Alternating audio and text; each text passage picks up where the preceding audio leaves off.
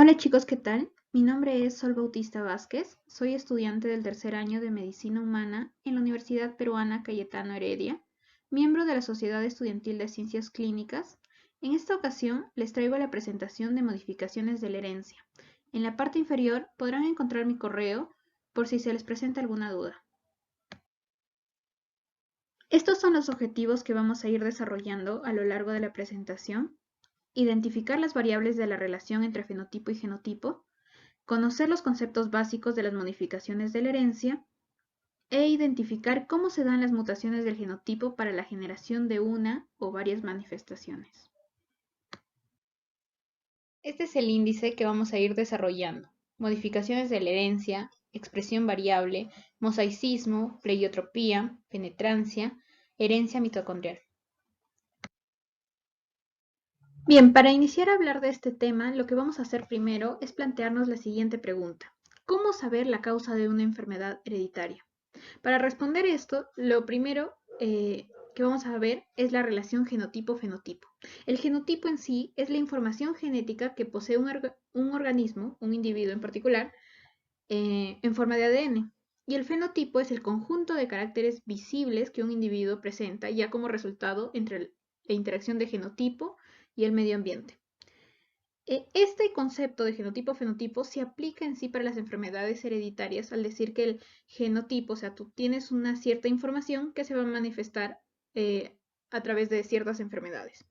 Pero en sí, esta relación no es tan simple, porque no debemos verla desde, bueno, un punto tan simple, sino que a menudo esto, como que las enfermedades no coinciden. Esta relación no coincide con algunas enfermedades hereditarias. Y esto se puede deber a diferentes factores. En este caso, vamos a hablar acerca de las modificaciones de la herencia que pueden existir. Y están las expresiones variables, los mosaicismos, la pleiotropía, la penetrancia, la herencia mitocondrial, entre otras. Iniciaremos viendo lo de expresión variable, heterogeneidad. Hay tipos de heterogeneidad. Está la de locus, que en sí es una mutación en diferentes genes, puede llevarte a una sola manifestación. Un ejemplo de esto es la enfermedad de fenilcetonuria, o también llamada hiperfenilalaniniemias. Es un trastorno metabólico de los aminoácidos en lo cual el organismo no va a poder procesar la fenilalanina. Entonces, cuando hay un incremento de fenilalanina, puede haber convulsiones, daños neurológicos, entre otros. Y en sí, si hay alguna mutación en cualquiera de 5 genes que están numerados aquí en esta tabla, puede generarse esta enfermedad. Tenemos a la heterogeneidad alélica, donde quiere decir que distintas mutaciones en un solo gen van a presentar un mismo fenotipo, una misma manifestación. Un ejemplo de esto es la retinitis pigmentosa. Bueno, la retinitis pigmentosa es una alteración visual hereditaria donde hay degeneración de fotorreceptores. Entonces, en este gen, ORP1, que codifica a esta proteína fotorreceptora, puede haber mutaciones que te generen la enfermedad como autosómica recesiva y también puede haber otras mutaciones en sí en este mismo gen que causan la forma autosómica dominante. Bueno, en esta imagen se puede ver cómo es que tienen la visión estos pacientes. Y por último tenemos a la heterogeneidad clínica, en donde distintas mutaciones en un solo gen van a mostrar varias manifestaciones. Entonces, como ejemplo, tenemos acá las mutaciones del gen LMNA. Acá, mutaciones en diferentes puntos pueden llevar a diferentes enfermedades. Entre ellas vamos a tener a la distrofia muscular, a la miocardiopatía dilatada hereditaria, neuropatía periférica de Charcot-Marie-Tooth, lipodistrofia o también el síndrome Hutchinson-Gilford. Ahora, para fijar este concepto, quisiera que relacionen correctamente. Les voy a dar unos segundos, o si no, pueden pausar la grabación para que puedan responder.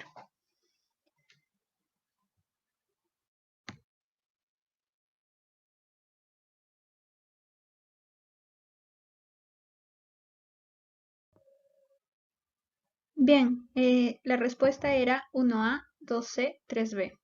Diferentes genes, una manifestación es heterogeneidad de locus. Distintas mutaciones de un gen, diferentes manifestaciones es heterogeneidad clínica. Distintas mutaciones de un gen, una manifestación es heterogeneidad alélica. Otra modificación de la herencia vendría a ser la pleiotropía. Esta en sí se considera que los genes que provocan más de un efecto discernible en el cuerpo son pleiotrópicos. ¿Esto qué quiere decir? Es cuando un solo gen o tal vez un alelo es responsable de efectos fenotípicos o caracteres distintos y no relacionados. En este caso vamos a hablar acerca del síndrome de Marfan, donde este trastorno autosómico va a afectar al ojo, como se puede ver acá, al esqueleto, esto, y al sistema cardiovascular. En sí hay un debilitamiento de la arteria aorta.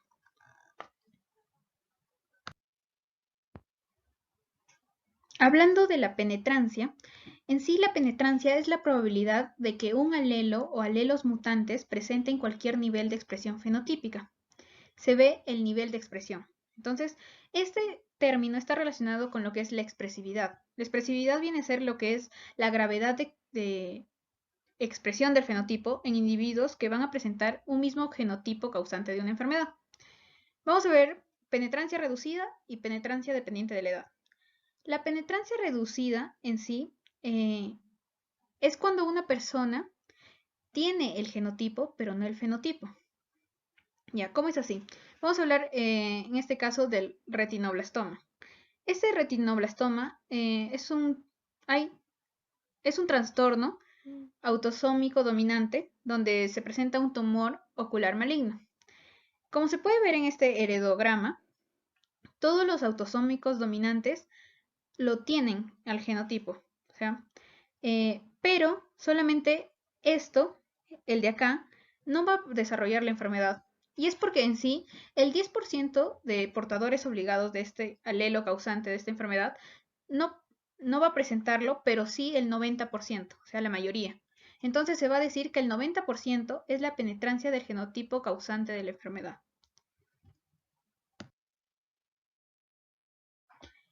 Y con respecto a la penetrancia dependiente de la edad, esta en sí es el retraso de la edad de inicio de una enfermedad genética. ¿Cómo es así? Conforme vamos aumentando la edad, es donde hay más expresión fenotípica de una enfermedad. Por ejemplo, en la enfermedad de Huntington, esta es un trastorno, es una enfermedad que genera un trastorno neurológico cuyos rasgos principales son demencia progresiva y movimientos incontrolables de las extremidades. Entonces, estos síntomas en sí no se observan hasta los 30 años, ¿o no?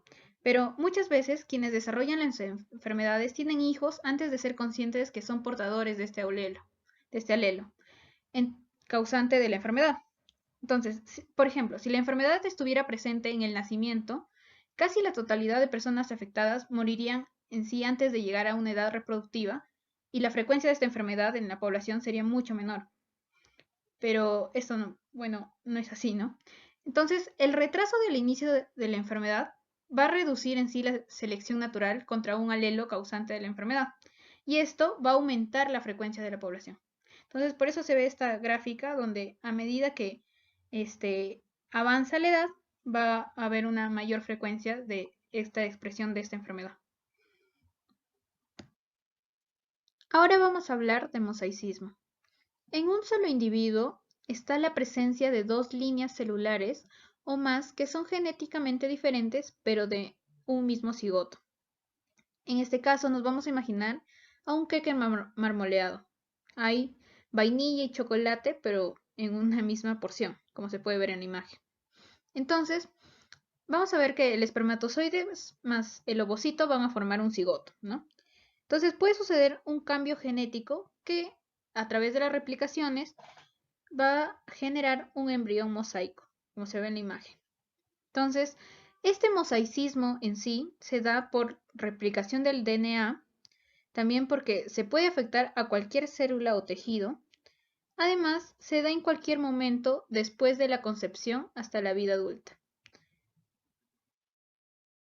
Ahora vamos a ver los tipos de mosaicismo.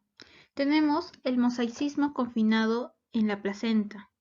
Esto quiere decir que la población de células portadoras de una mutación en un embarazo con mosaico puede estar solamente en el tejido extraembrionario y no en el propio embrión. Otro caso es el mosaicismo somático. En este puede estar presente en algunos tejidos del embrión, pero no en los gametos. Y tenemos al mosaicismo germinal, que este sí está restringido solamente a los gametos y no aparece en otras células.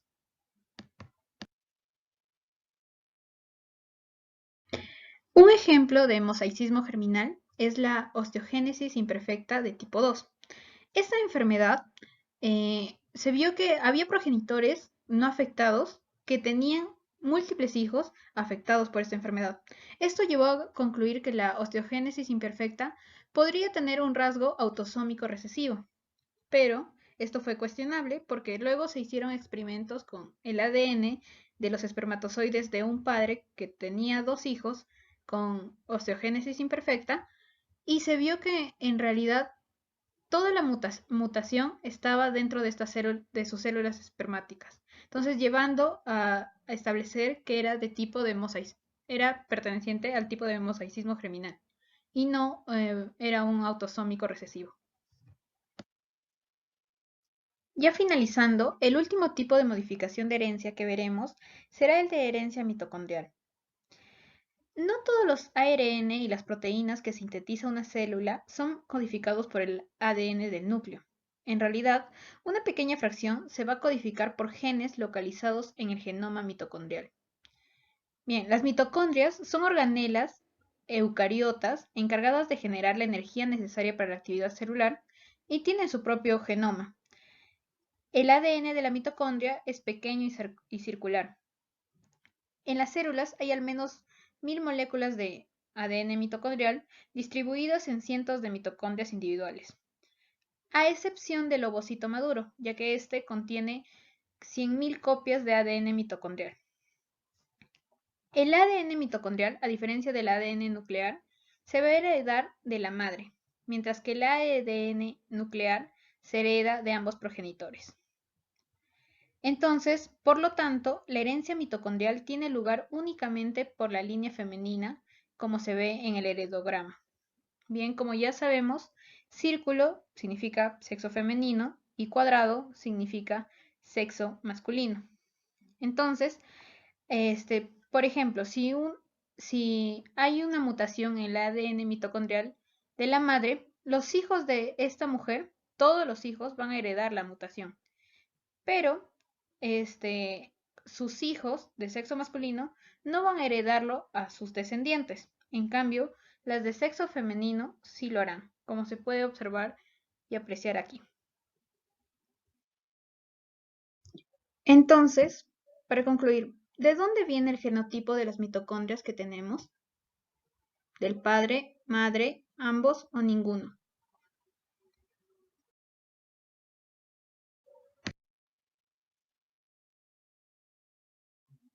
Sí, de la madre. ¿Pero esto a qué se debe? Ahorita lo vamos a ver. Entonces, la pregunta que queda por hacernos es, ¿por qué heredamos solo mitocondrias maternas? Tenemos 3 razones. 1, el efecto de dilución. Como dije anteriormente, en el ovocito hay 100.000 copias de ADN mitocondrial. En cambio, en el espermatozoides solamente hay 100 copias. La otra razón es la ubiquitinización del ADN mitocondrial paterno. Esto se debe a que las mitocondrias de los espermatozoides en sí son eliminadas generalmente del embrión. Y tenemos la otra razón que es el cuello de botella, donde el ADN mitocondrial excluye los alelos paternos y, bueno, mayormente se queda con los alelos maternos. Ahora veremos lo de mutaciones mitocondriales.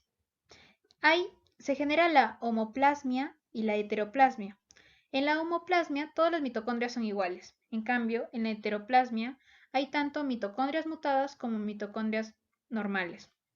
En el gráfico vamos a observar esto. En una célula se genera una mutación en las mitocondrias.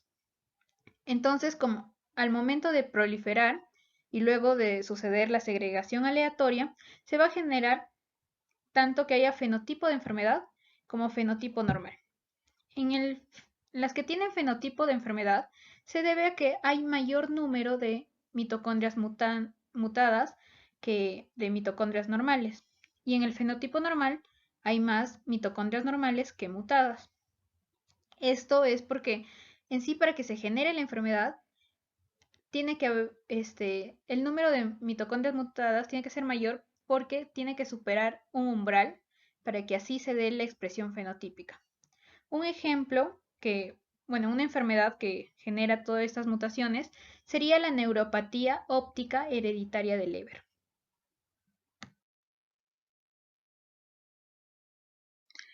Y como conclusiones tenemos, para identificar la causa de una enfermedad hereditaria se debe considerar muchos factores, no solamente la relación genotipo-fenotipo. Además, los diferentes tipos de modificaciones hereditarias que hemos mencionado ayudan a ver desde otro punto de vista la enfermedad. Esta es la bibliografía usada en la presentación. Gracias y éxitos en todo.